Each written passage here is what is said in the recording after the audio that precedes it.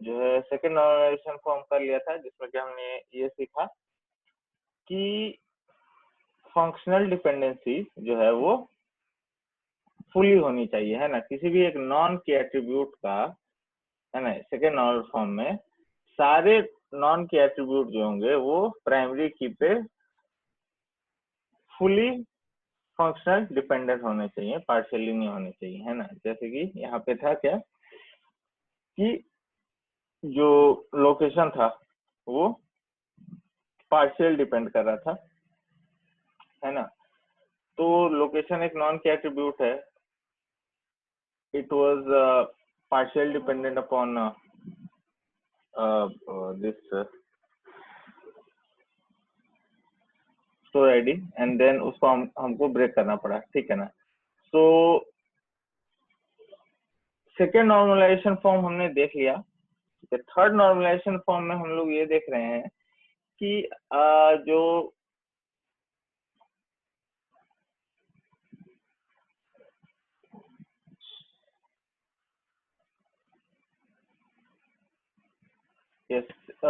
Third normalization form जो है उसमें हम लोग ये देखेंगे कि एक टेबल, ठीक है, जो सेकेंड नॉर्मल फॉर्म है उसको थर्ड नॉर्मल फॉर्म में करने के लिए हमें क्या करना होता है। तो क्या लिखा हुआ है कि ट्रांजिटिव डिपेंडेंसी नहीं होनी चाहिए। ट्रांजिटिव डिपेंडेंसी से क्या मतलब है कि एक टेबल में 3 एट्रीब्यूट है ना, ए बी सी। ए से बी डिटरमाइन हो रहा है और बी से सी डिटरमाइन हो रहा है, और ए अगर प्राइमरी की है तो ये सेकेंड नॉर्मल फॉर्म में है, थर्ड नॉर्मल फॉर्म में नहीं है। थर्ड नॉर्मल फॉर्म के लिए ए से बी भी डिटरमाइन होना चाहिए और ए से सीधा सी भी डिटरमाइन होना चाहिए ना। उदाहरण के लिए एक टेबल बनाते हैं, ठीक है, एक सिंपल सा टेबल बनाते हैं।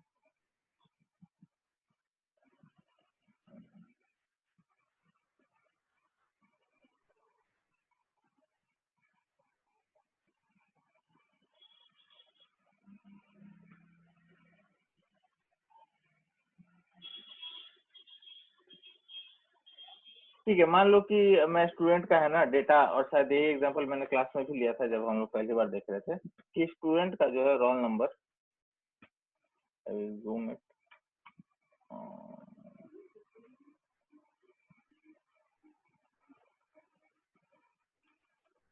Roll number, state and city, है ना। और यहाँ पे फंक्शनल डिपेंडेंसी क्या है? फंक्शनल डिपेंडेंसी क्या है कि रोल नंबर से आप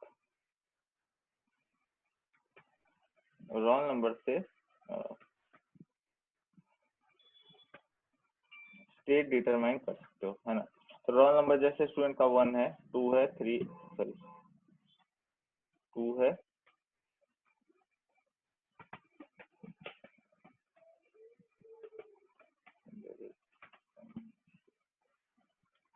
3, 4, 5, ठीक है।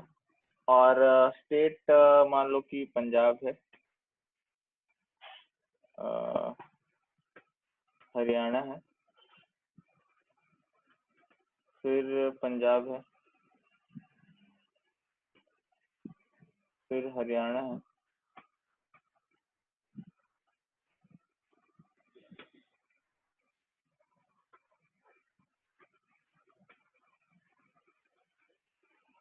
एंड देन फिर बिहार, है ना।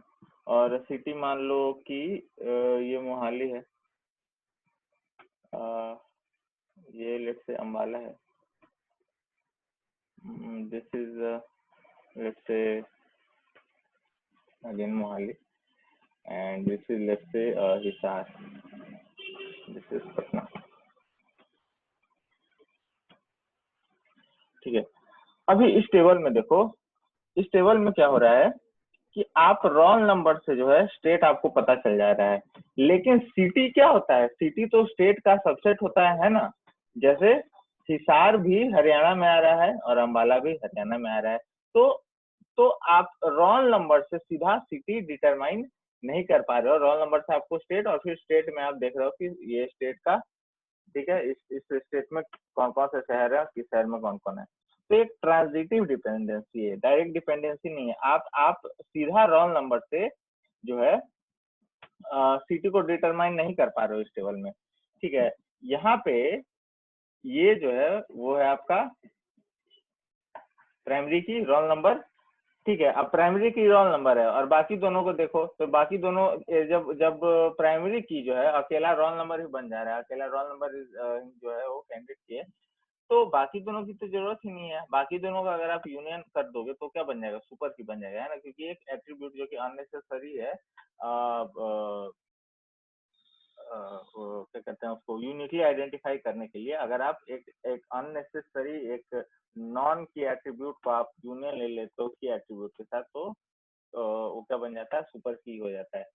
यहाँ पे वही चीज हो रही है कि स्टेट और सिटी जो है नॉन की एट्रीब्यूट्स हैं, स्टेट और सिटी नॉन की एट्रीब्यूट्स हैं, जिस वजह से जो है कि सिर्फ रोल नंबर ही की एट्रीब्यूट बच रहा है। रोल नंबर की एट्रीब्यूट क्यों है, क्योंकि सारे स्टूडेंट का रोल नंबर अलग अलग होता है। अब बात यहाँ पे ये आती है कि रोल नंबर से हम स्टेट को डिटरमाइन कर लेते हैं, लेकिन सिटी जो है वो रोल नंबर से डिटरमाइन नहीं हो रहा है, सिटी डिटरमाइन हो रहा है स्टेट से, क्योंकि सिटी जो होता है, शहर होता है, वो स्टेट का वो पार्ट होता है ना, स्टेट कह सकते हैं कि सबसेट है। स्टेट जो है लार्जर सेट है और सिटी उसका सबसेट है। तो जो डिपेंडेंसी है यहाँ पे क्या है, और कि स्टेट से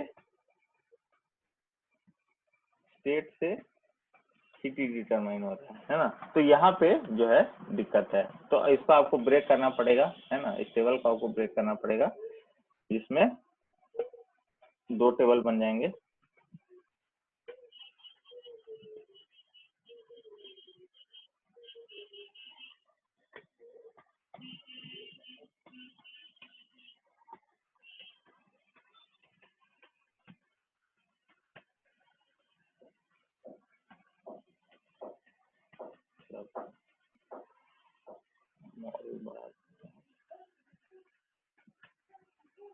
ओके,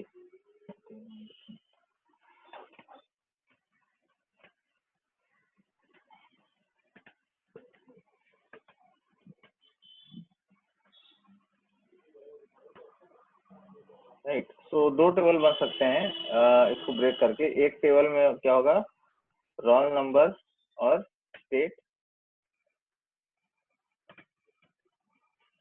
और दूसरे में रोल नंबर और सिटी, है ना। इसको एक और एग्जांपल से समझते हैं, ठीक है। मतलब कई सारे एग्जांपल्स लेंगे, बिकॉज ये तो उसी लेक्चर में हो जाना चाहिए था, but we are continuing this. ये वाला हम लोग पिछले लेक्चर में देख रहे थे, है ना। इस एग्जांपल को हम लोग लास्ट लेक्चर में देख रहे थे। तो इस एग्जांपल में क्या हो रहा है, हमारे पास एक टेबल है। टेबल क्या है, किसी बुक शॉप के बारे में का टेबल है ना, जहाँ किताब बिकता है। तो किताब जो है वो जॉनर है ना, यानी कि कैटेगरी। जॉनर को तुम कैटेगरी से समझ सकते हो, किसी तो इंग्लिश वर्ड में प्रॉब्लम है तो जॉनर को क्या बोलते हैं, कैटेगरी, है ना। कि किस बारे में किताब है ना, गार्डनिंग करने के बारे में बुक, या स्पोर्ट्स के बारे में, so on and so fourth, ठीक है। तो बुक्स जो है, तो यहाँ पे क्या हो रहा है, अगर तुम देखो तो कि बुक आईडी से तुमको जॉनर आईडी मिलेगा, है ना। बुक आईडी से फंक्शनल डिपेंडेंसी क्या है कि बुक आईडी से जॉनर आईडी मिल जाएगा। एंड जॉनर आईडी आप चेक करोगे कि वो गार्डनिंग का जॉनर आईडी 1 है, स्पोर्ट्स का 2 है, तो 2 देख के आप फिर पता करोगे कि अच्छा ये स्पोर्ट्स है, ठीक है। सो और जो है आपका ये एट्रीब्यूट जो है, जॉनर टाइप जो है, वो किस पे डिपेंड कर रहा है, जॉनर आईडी पे डिपेंड कर रहा है ना। So genre ID determines genre type, ये तो क्लियर हो गया, ठीक है। अभी अगर यहाँ पे देखो, तो यहाँ पे अगर मैं बोलूं कि कैंडिडेट की क्या है, तो क्या होगा,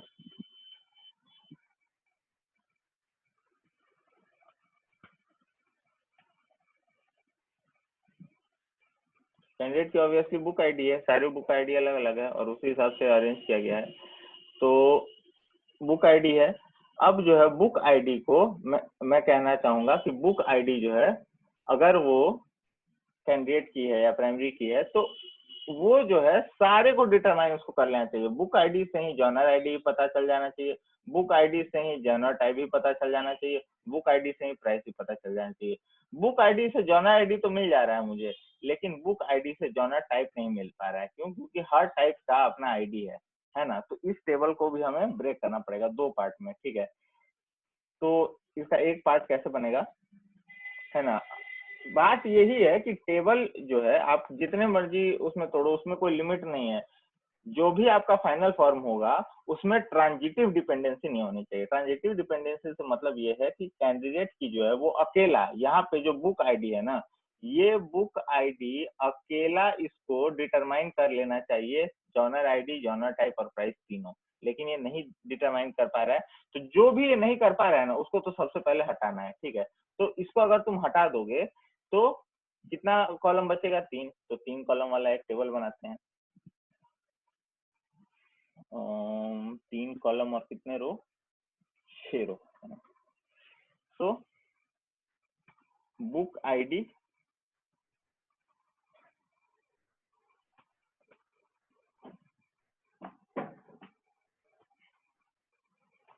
जॉनर आईडी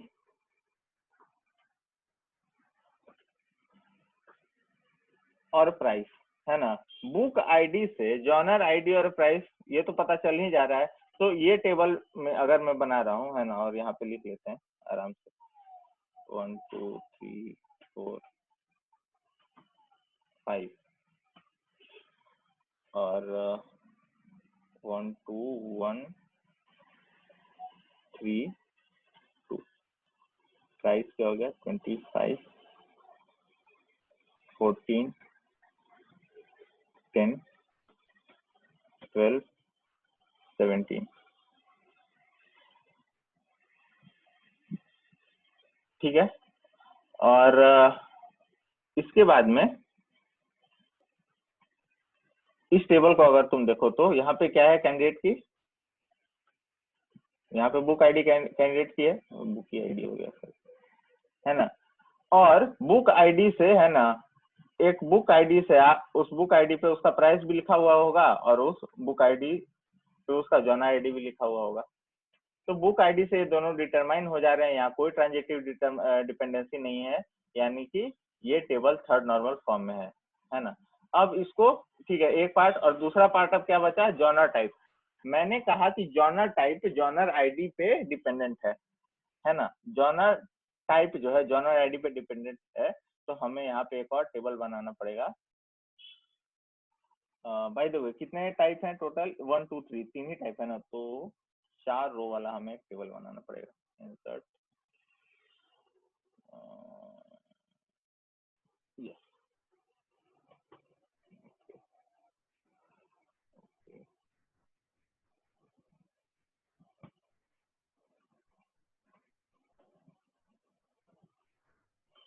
ये तो समझ ही गए। अब आ जाएगा। तो 4 रो है। अब इसमें क्या है? Genre type, sorry, genre ID और जॉनर टाइप,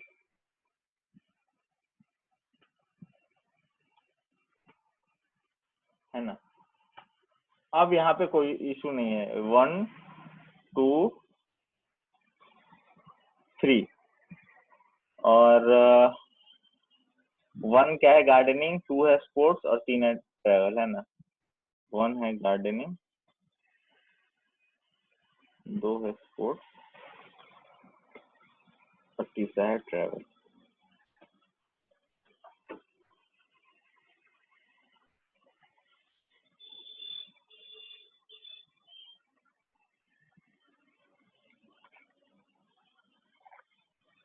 ठीक है। सो यहाँ पे अगर तुम देखो पहले वाले टेबल में, तो बुक आईडी जो था वो कैंडिडेट की था, है ना। हर रो में जो है बुक आईडी अलग अलग आएगा। यूनिक वैल्यू होगा तो यूनिक वैल्यू है, सीधी सी बात है, वही कैंडिडेट की, वही प्राइमरी की बनेगा। दूसरे वाले टेबल में जॉनर के बारे में बात है कि जॉनर आईडी और टाइप, जॉनर आईडी टाइप। तो यहाँ जॉनर आईडी जो है, क्योंकि जॉनर के बारे में बात हो रही है तो हर जॉनर का अपना अपना आईडी है, तो सीधी सी बात है कि यहाँ पे आपका जॉनर आईडी ही कैंडिडेट की होगा, है ना। तो जो भी वैल्यू रिपीट नहीं होती है उसको हम कैंडिडेट की चूज करते हैं, ठीक है।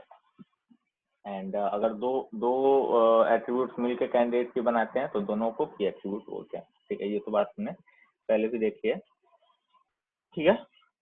अब देखो, अब जो हमने इस टेबल को ब्रेक किया इस दो पार्ट में, है ना, इसको हमने थर्ड नॉर्मल फॉर्म में बनाया है ना, थर्ड नॉर्मल फॉर्म में कन्वर्ट किया। इसको क्या किया कि ट्रांजिटिव डिपेंडेंसी हटा दी। यहाँ पे जॉनर टाइप जो है वो डिटरमाइन ही नहीं हो पा रहा था बुक आईडी से, है ना। जॉनर टाइप डिटरमाइन हो रहा था जॉनर आईडी से कि 1 है तो गार्डनिंग होगा, 2 है तो स्पोर्ट्स है, 3 है तो ट्रैवल है, ठीक है।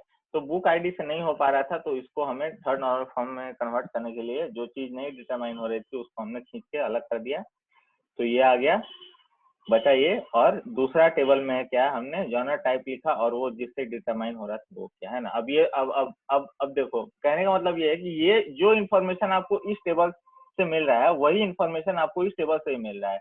और कुछ लोगों को लगा कि सर नहीं, इसमें तो सर चारों एक साथ मिल रहा है, ये दोनों भी कनेक्टेड है इससे, है ना। जॉनर आईडी जो है इस टेबल में फॉरेन की है। फॉरेन की कैसे, क्या होता है, जो दूसरे टेबल में का प्राइमरी की अगर दूसरे टेबल का प्राइमरी की पहले टेबल में अगर कहीं आ रहा है तो उसको हम क्या बोलते हैं, फॉरेन की। तो जॉनर आईडी जो है यहाँ पे फॉरेन की है। इस फॉरेन की के चलते ही ये दोनों टेबल जो है आपस में कनेक्टेड है। इसी को बोलते हैं relational database management, RDB, because of this relation that you C.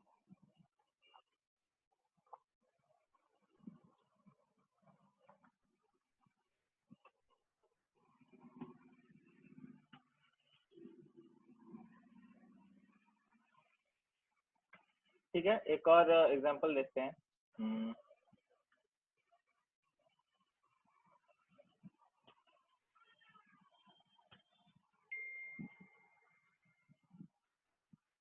I can zoom it out.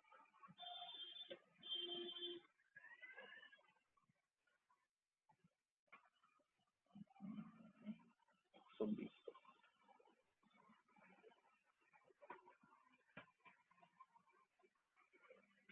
anyhow, so ये टेबल देखो किस बारे में है,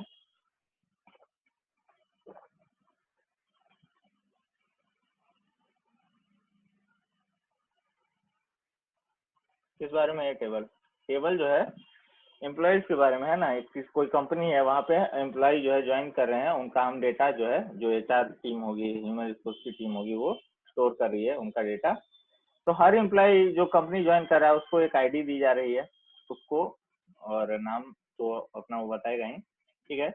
उसका जिप कोड, उसका स्टेट, उसका शहर जिस शहर से वो है, और डिस्ट्रिक्ट किस डिस्ट्रिक्ट से है, ठीक है। इस टेबल में ये डेटा दिया हुआ है, ठीक है। लेकिन एक बात बताओ, एम्प्लॉय आईडी से एम्प्लॉय नेम तो मिल जाएगा, ठीक है, जिप भी मिल जाएगा, लेकिन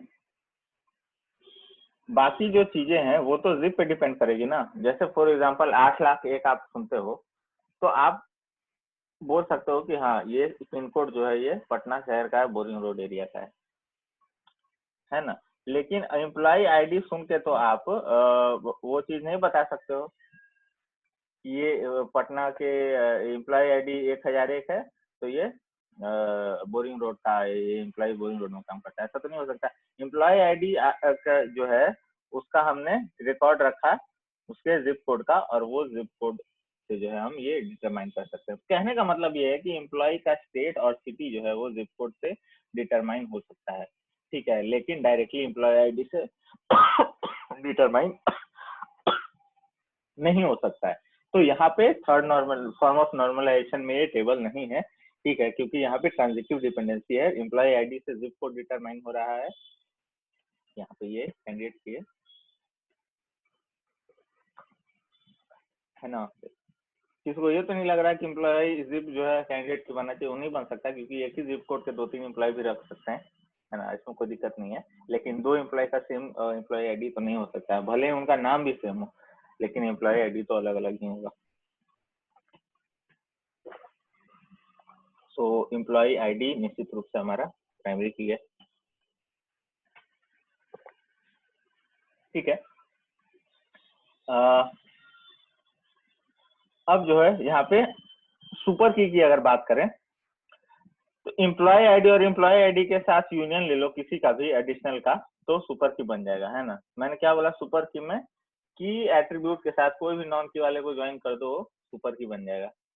कैंडिडेट की कौन सा है? एम्प्लॉय आईडी, है ना, एम्प्लॉय आईडी है, क्योंकि सारे एम्प्लॉय का जो आईडी है वो यूनिक होता है, उसके अलावा कोई पॉसिबिलिटी हमारे पास है नहीं, ठीक है। अब अगर बात करें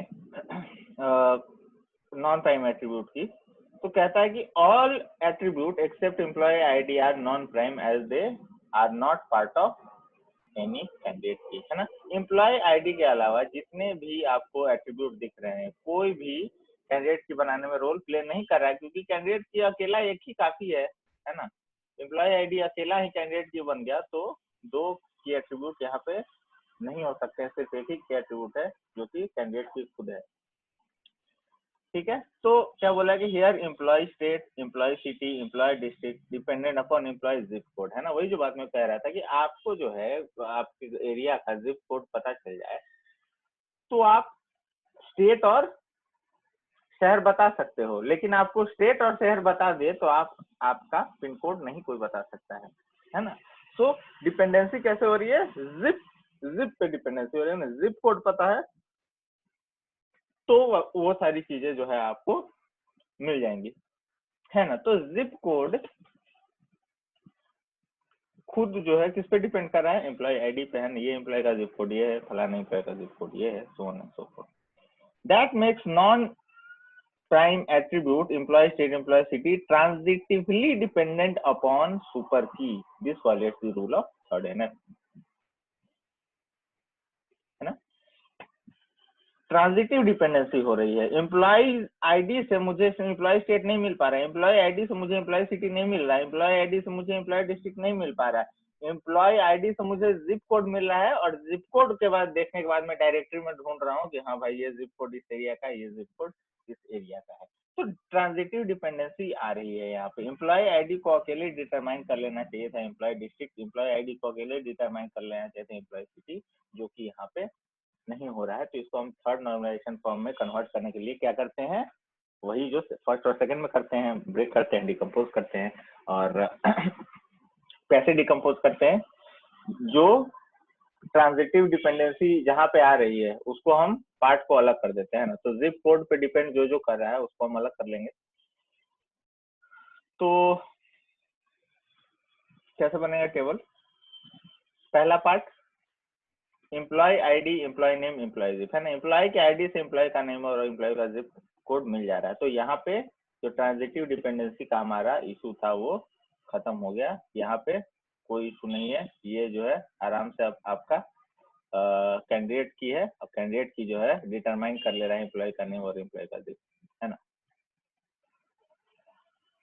अब जो दूसरा पार्ट है कि मैंने बोला जिप कोड से पता चल जाता है किसी का स्टेट, जिप कोड से पता चल जाता है शहर, जिप कोड से पता चल जाता है डिस्ट्रिक्ट। तो वो पार्ट उसको हमें एक अलग टेबल में मेंशन करना पड़ेगा। उस टेबल में अब मैंने बोल ही दिया जब कि एम्प्लॉय जिप से बाकी तीनों पता चल जाता है, तो इस टेबल में तो कोई सवाल ही नहीं उठता है not being not in third normal form. जब एम्प्लॉय जिप से एम्प्लॉय का स्टेट पता चल जा रहा है, एम्प्लॉय जिप से एम्प्लॉय का सिटी पता चल जा रहा है, एम्प्लॉय के जिप से एम्प्लॉय का डिस्ट्रिक्ट पता चल जाता है, तो सीधी सी बात है कि एम्प्लॉय का जिप कोड जो है तीनों को डिटरमाइन कर ले रहा है अकेले, मतलब कोई भी ट्रांजिटिव डिपेंडेंसी नहीं है, है ना। तो इसको हमने इस तरीके से डिकम्पोज किया है कि अब इसमें कोई ट्रांजिटिव डिपेंडेंसी नहीं है। अब ये टेबल जो है थर्ड नॉर्मल फॉर्म में है ना। एंड वंस अगेन ये टेबल और ये टेबल कैसे कनेक्टेड है? एम्प्लॉय जिप कोड से। एम्प्लॉय जिप जो है वो फॉरेन की है, वो फॉरेन की जो एक इस टेबल को दूसरे टेबल से जोड़ रहा है ना। ये जो है एम्प्लॉय जिप कोड, यहाँ पे तो फॉरेन की है, दूसरे टेबल का ये प्राइमरी की है। ठीक है, तो we can see another similar example, ठीक है, which is quite similar to this. So this lecture won't be long because we were covering this, and जो है BCNF यानी बॉयज कोड नॉर्मल फॉर्म वो हम नेक्स्ट लेक्चर में ही देखेंगे। So एक लास्ट एग्जांपल वो देख लेते हैं, and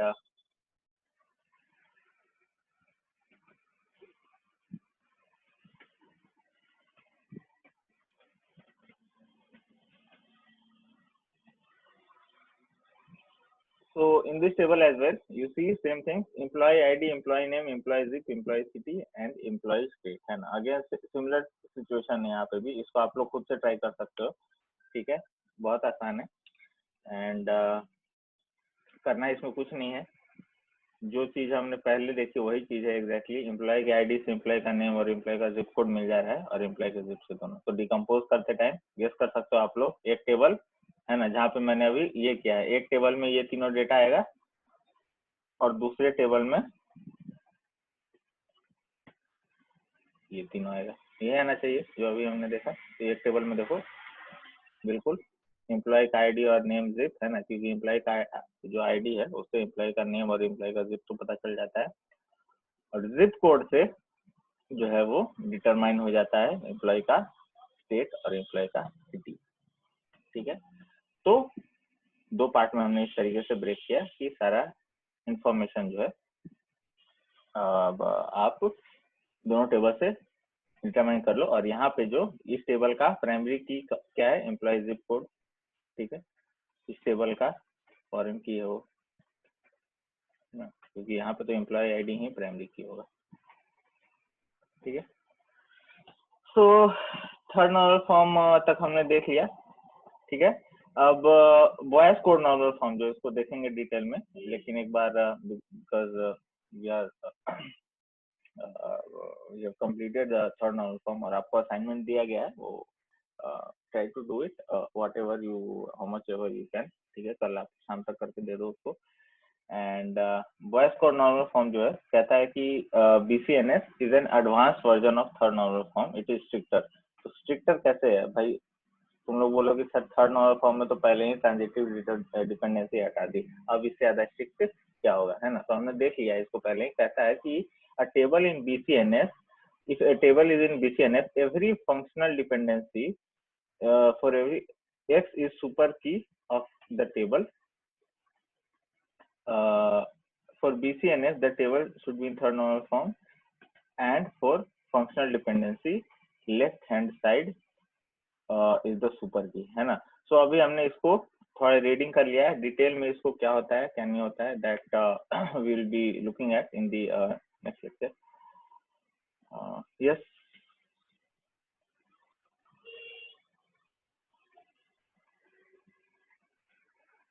Prashant, yes Prashant. Sir आपका साउंड अप डाउन हो रहा है सर, क्लियर नहीं आ रहा है। ओके, आई थिंक रिकॉर्डिंग में सही आया होगा, तो यूट्यूब पे ये अपलोड हो जाएगा, उसमें अगर कोई आपको इश्यू हो तो आप वहाँ पे देख लीजिएगा। And Bittu was also asking I think something. Yes Bittu. Sir थोड़ा सा सेकंड नॉर्मल फॉर्म बता दीजिए ना, वो क्लास में मिस कर दिए थे। अच्छा अच्छा, हाँ तुमने मैसेज किया था, ठीक है। सेकंड नॉर्मल फॉर्म कहाँ गया? सेकंड नॉर्मल फॉर्म जो है वो क्या कहता है कि फुली फंक्शनल डिपेंडेंट होना चाहिए, पार्शियल डिपेंडेंसी नहीं होनी चाहिए। ठीक है, कहता है कि सेकंड नॉर्मल फॉर्म में रिलेशन मस्ट बी, पहले तो फर्स्ट नॉर्मल फॉर्म में होना चाहिए। फर्स्ट नॉर्मल फॉर्म मतलब मल्टी वैल्यूड एट्रीब्यूट नहीं होना चाहिए ना, एक एट्रीब्यूट में एक ही वैल्यू। एक स्टूडेंट के पास दो फोन नंबर है तो ये नहीं कि दोनों एक ही सेल में डाल दी, ये चीज नहीं होना चाहिए, पहले तो ये कंडीशन है। केवल अगर में कोई मल्टी वैल्यूड एट्रीब्यूट नहीं है, गुड, अब हम इसको सेकंड नॉर्मल फॉर्म में कन्वर्ट कर सकते हैं। क्या बोलता है कि in second normal form all non key attributes are fully functional dependent upon primary key. Primary key अगर आपको कैसे भी आपको बन रहा है, दो एट्रीब्यूट तीन चार जितना भी करके बन रहा है, प्राइमरी एट्रीब्यूट पे मतलब प्राइमरी की जितना भी एट्रीब्यूट को मिला के बन रहा है, नॉन की वाला जो एट्रीब्यूट है ना, वो एट्रीब्यूट जिसका की बनाने में कोई रोल नहीं है, वो जो है फुली डिपेंडेंट होना चाहिए, पार्शियल नहीं। क्या होता है पार्शियली फुली, देखते हैं इस एग्जांपल से समझेंगे। यहाँ पे देखो ये डेटा किस बारे में है,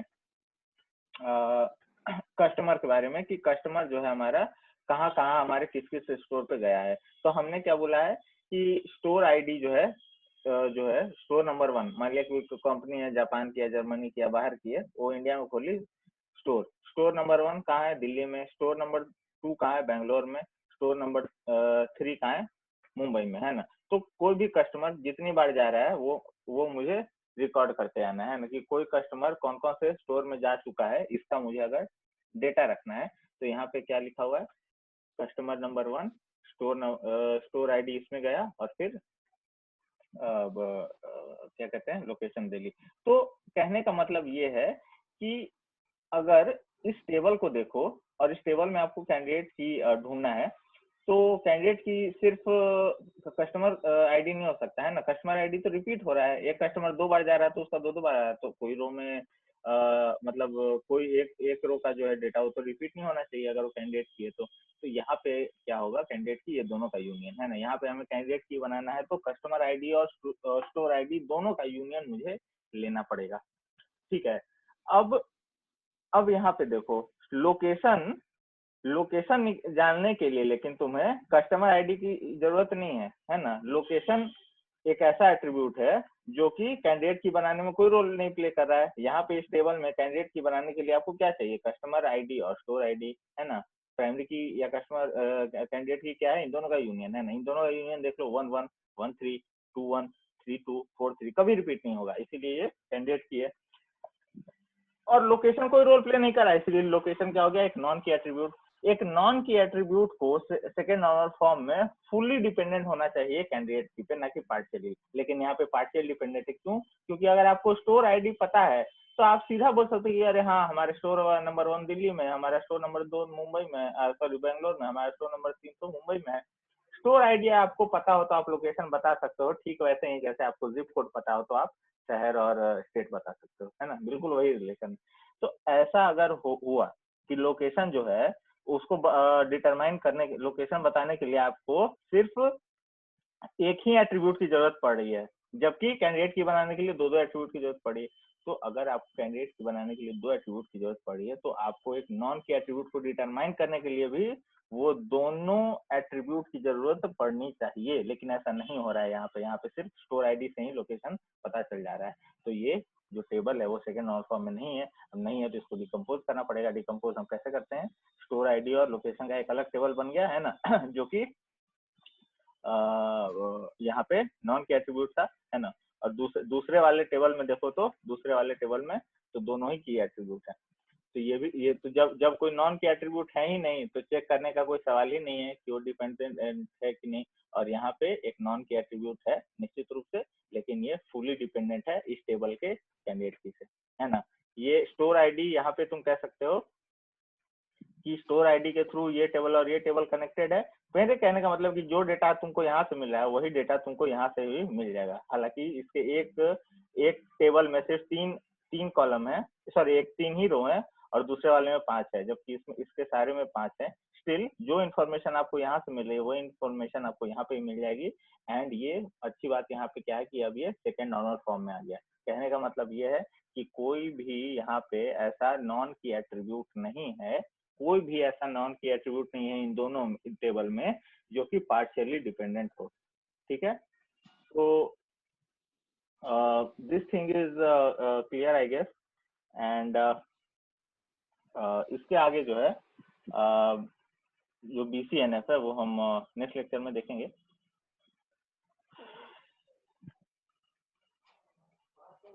तो